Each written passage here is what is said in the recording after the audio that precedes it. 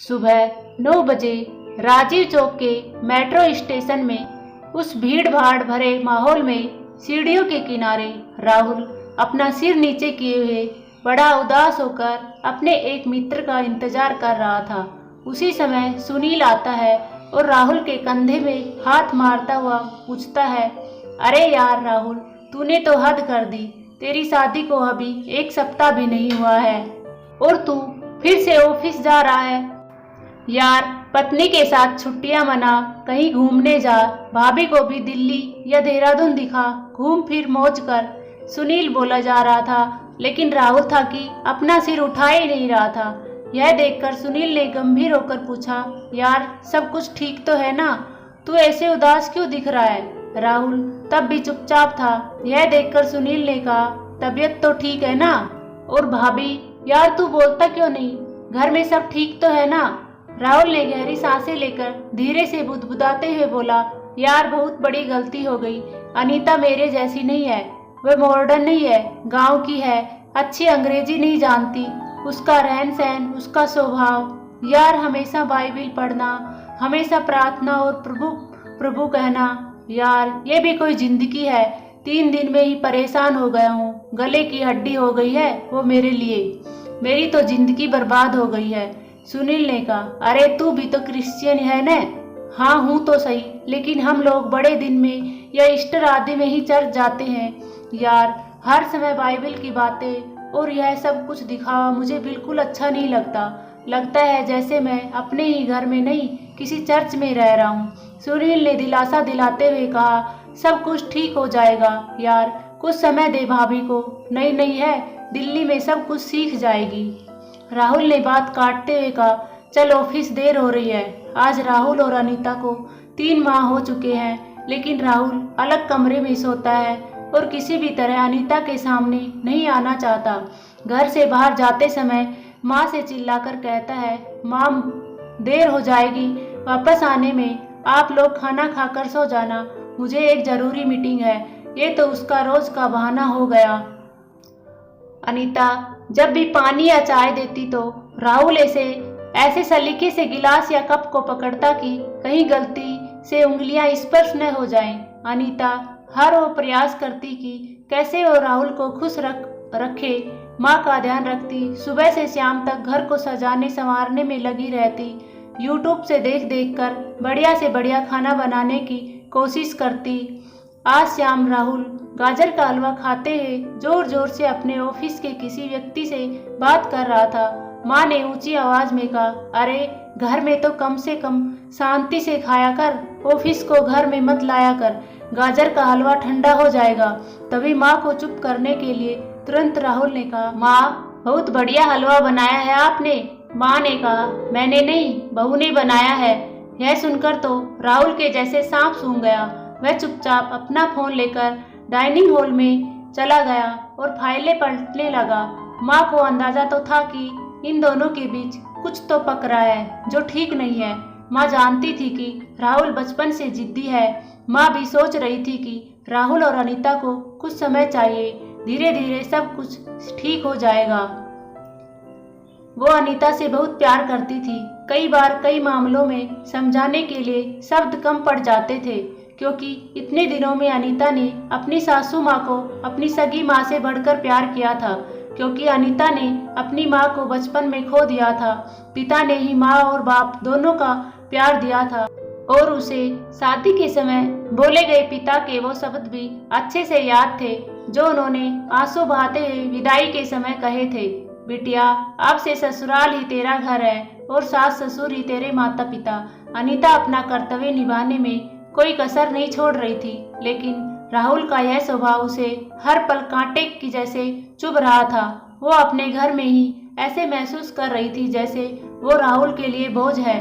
अनीता ने ठान लिया था कि अब वो ज्यादा चुप नहीं रहेगी। वो इस विषय में राहुल से खुल के बात करेगी कि क्या कमी है मुझ में, क्यों वो एक ऐसे गुनाह की सजा सह रही है जो उसने कभी की ही नहीं। वो ऐसा सोच ही रही थी कि राहुल ने चिल्लाया, माँ ऑफिस का टिफिन लगा दिया है क्या? अनीता ने टिफिन उठाकर राहुल की ओर बढ़ा दिया। लेकिन जैसे ही राहुल ने टिफिन का हैंडल पकड़ा, अनीता ने उसका दूसरा हिस्सा नहीं छोड़ा और बोली, मैं आपसे कुछ कहना चाहती हूँ। और भरे हुए गले से आंसू बहाते हुए बोली, यदि मैं तुम्हें पसंद नहीं हूँ तो मुझे मेरे पापा के घर छोड़ आओ। राहुल कुछ बोल नहीं पाया, बस धीरे से बोला, ओके देखता हूँ। अनीता की ये बातें जैसे राहुल के कानों में जोर जोर से गूंज रही थी।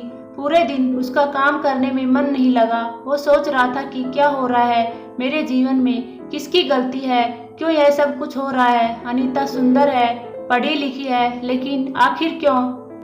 जो भी हो, अंदर से कहीं लग रहा है चलो अच्छा है, बला टली, वो अपने घर चली जाएगी। कुछ दिनों में तलाक आदि के पेपर तैयार करवा लूंगा, वो भी किसी और से शादी कर सकती है और मैं भी आज़ाद। वो इस उधेड़बुन में पूरे दिन कुछ काम न कर सका और टिफिन भी खाना भूल गया। वो जैसे ही घर पहुंचा तो क्या देखा, माँ बिस्तर में पड़ी हुई, उसे बहुत तेज बुखार है। अनीता ने कहा, सुनिए, माँ को जल्दी किसी अच्छे डॉक्टर के पास ले चलिए। मैं सुबह से कह रही हूँ चलो किसी ऑटो में किसी डॉक्टर के पास चलते हैं, तो माँ मना कर रही है। माँ कराते हुए बोली, अरे रहने दे बेटा, थोड़ा बुखार है, दवा खाकर ठीक हो जाऊंगी। राहुल ने माँ के माथे पर हाथ लगाकर देखा तो कहा, अरे माँ, बुखार से आपका शरीर तप रहा है। तुरंत ओले से टैक्सी मंगवाकर वो माँ को लेकर अस्पताल पहुंचा।